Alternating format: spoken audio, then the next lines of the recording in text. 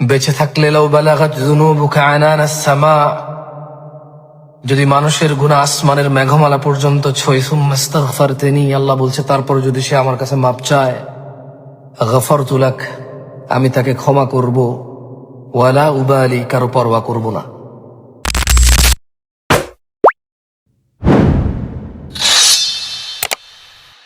বেঁচে থাকা বিশাল বিলাসিতা, বেঁচে থাকা এমন বিলাসিতা, বেঁচে থাকা আল্লাহর এমন নিয়ামত যে মানুষ সুবহানাল্লাহ বললে আসমান আর জমিনের খালি জায়গাটা নেকিতে পরিপূর্ণ হয়। মানুষ আলহামদুলিল্লাহ বললে নেকির পাল্লা ভারী হয়ে যায়। বেঁচে থেকে মানুষ আল্লাহুম্মা সাল্লি আলা মুহাম্মদ দুরুদ পড়লে 10টা নেকি হয়, 10টা গুনাহ ক্ষমা হয়, মর্যাদা বৃদ্ধি হয়,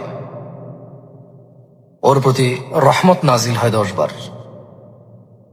বেঁচে থাকলে ফজরের 2 রাকাত সুন্নত আদায় করলে দুনিয়াতে যা আছে এর চেয়ে বেশি কিছু পাওয়া যায়।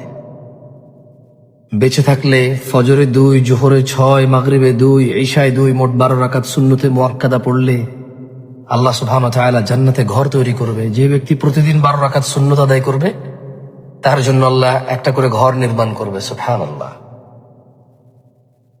বেঁচে থাকলে সাদাকা করা যায়, বেঁচে থাকলে মানুষের উপকার করা যায়, বেঁচে থাকলে আল্লাহর প্রশংসা করা যায়, বেঁচে থাকলে লাউ বালাগাত যুনুবুকা আনানাস সামা, যদি মানুষের গুনাহ আসমানের মেঘমালা পর্যন্ত ছয়, সুম্মা ইস্তাগফারতানি, আল্লাহ বলছে তারপর যদি সে আমার কাছে মাপ চায়, গফারতু লাক, আমি তাকে ক্ষমা করব, ওয়ালা উবালি, কারো পরোয়া করব না। বেঁচে থাকলে এই পৃথিবী পরিমাণ পাপ অন্যায় আল্লাহর কাছে ক্ষমা চেয়ে নেকিতে পরিবর্তন করা যায়। বেঁচে থাকলে আল্লাহ গোস্বা করে আছে, রাগ করে আছে, এমন সমস্ত রাগ গোস্বা আল্লাহর কাছে ক্ষমা চেয়ে ফিরে এসে ওই অপরাধের জন্য লজ্জিত ইতস্ত হলে সব গুনাহ আল্লাহ ক্ষমা করে দেয়, আল্লাহর ক্ষমা পাওয়া যায়। বেঁচে থাকা বিশাল বিলাসিতা, মানুষের মনে যে কষ্ট দিয়েছে, মানুষ হয়ে মানুষের যে অধিকার নষ্ট করেছে, বেঁচে থাকলে তা ফিরিয়ে দেওয়া যায়। বেঁচে থাকলে তা ফিরিয়ে দিতে অক্ষম হলে ক্ষমা পাওয়ার জন্য সর্বোচ্চ চেষ্টা করা যায়। আর মন থেকে চেষ্টা করলে আল্লাহ সাহায্য করে। কত মানুষ চলে গিয়েছে, মাকে বলতে পারে নাই যে মা ক্ষমা করে দিও, কষ্ট দিছি তোমাকে। কত মানুষ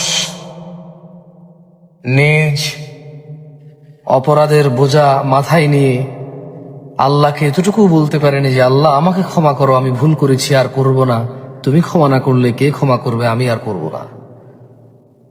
কত মানুষ জানাবে বিচারে লিপ্ত হওয়া অবস্থায় মৃত্যুবরণ করছে, কত মানুষ নেশায় মত্ত থেকে মৃত্যুবরণ করছে, কত মানুষ সুদ, ঘুষ, অন্যায়, অবিচার, দুর্নীতিতে মৃত্যুবরণ করছে। কারণ তারা সবাই জানতো না যে কখন মৃত্যু আসবে। নিশ্চয়ই আমাদের মধ্যেও আমরা কেউই জানি না কখন মৃত্যু আসবে। সো